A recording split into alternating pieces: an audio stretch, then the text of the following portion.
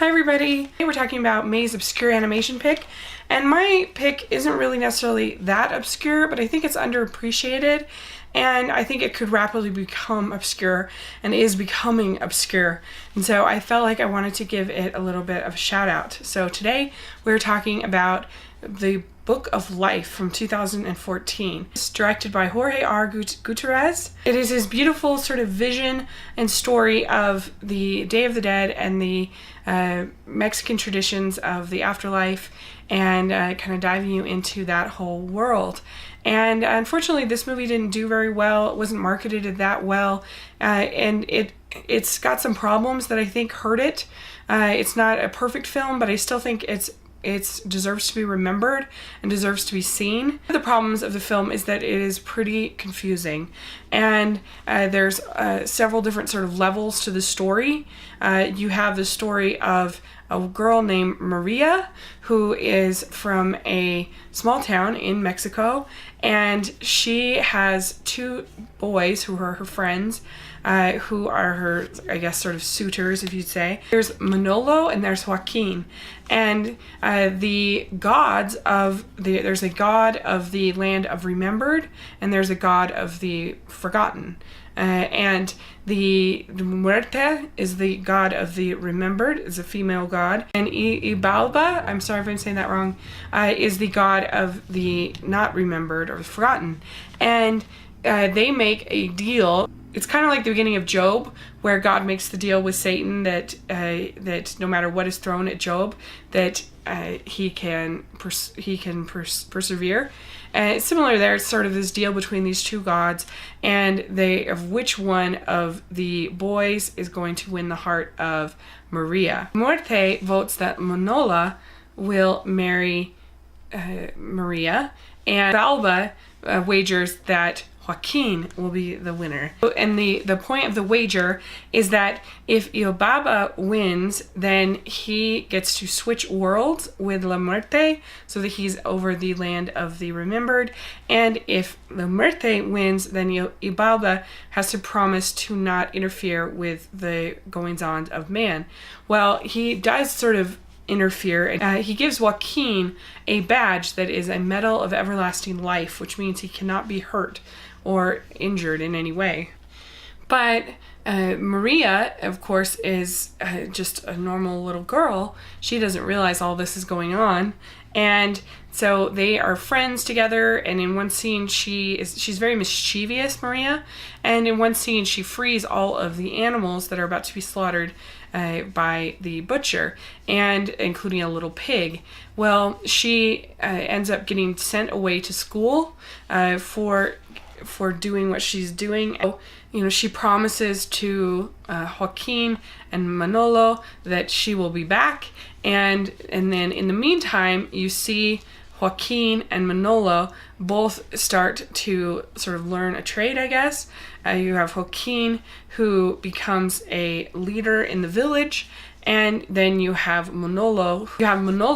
Who wants to be a musician and play the guitar, I guess, and but his father doesn't want that because his family is a long line of bullfighters.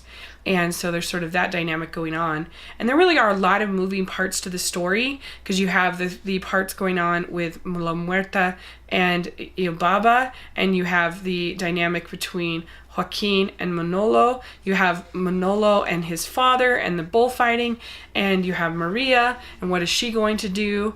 And so all of that can get kind of confusing, especially once Manolo ends up going to the land of the remembered, and he ends up dying and going to the land of the remembered to try to find Maria, who has been taken there.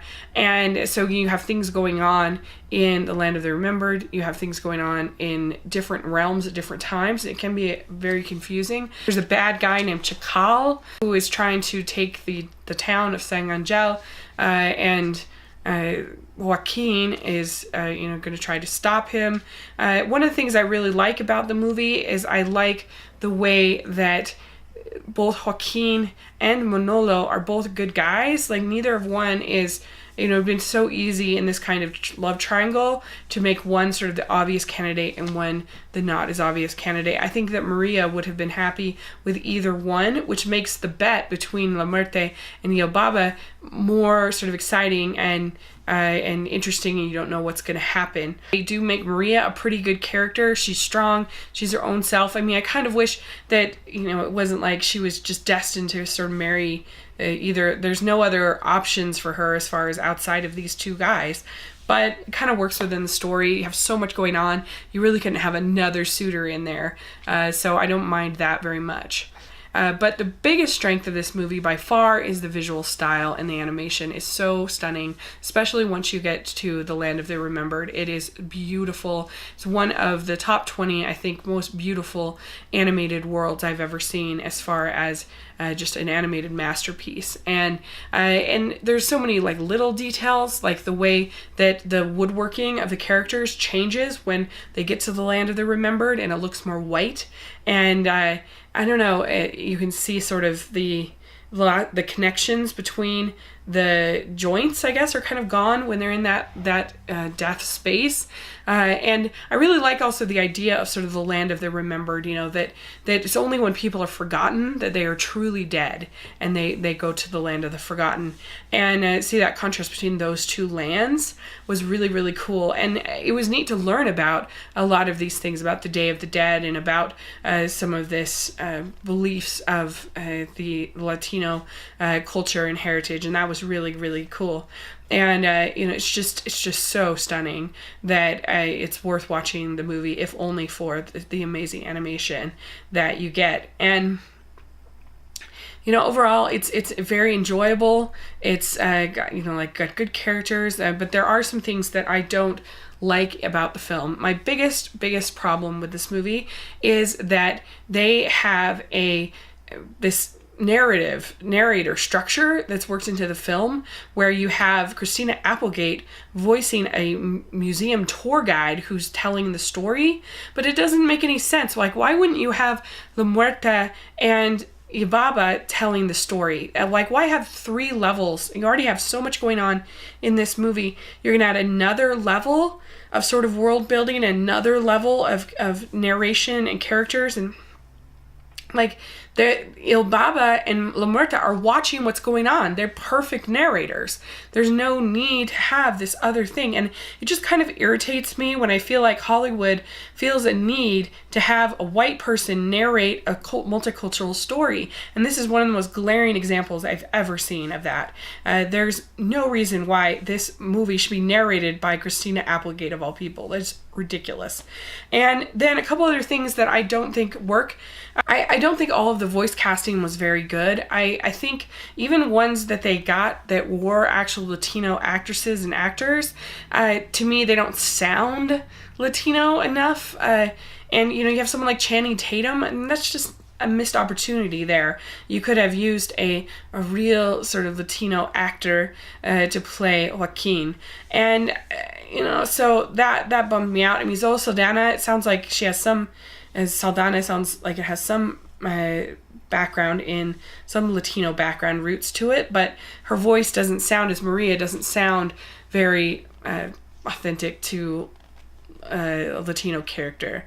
And so I really wish that they had not gotten such sort of mainstream kind of sounding voices for the characters. And it is a little bit confusing. It's a little bit complicated. And the other thing I don't think really works that well is the music. The score by Gustavo Santaolalla is really good, but then there's a couple times where they have rewrites or jukebox musical type things of popular songs from 2014. I Will Wait for You is one of them.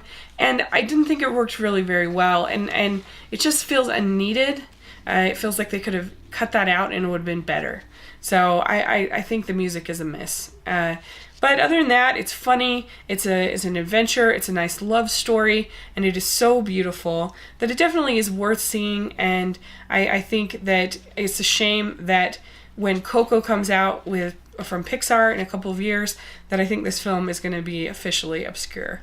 So I want to celebrate it now while we still have the chance, because it's just so beautiful, and it's a different kind of story that you don't always see in animation. So if you love The Book of Life, put in the comment section, let me know what you think of it, and if you haven't seen it, go check it out. I think you'll really like it. So thanks so much. Please subscribe to my channel, and I'll talk to you later. Bye.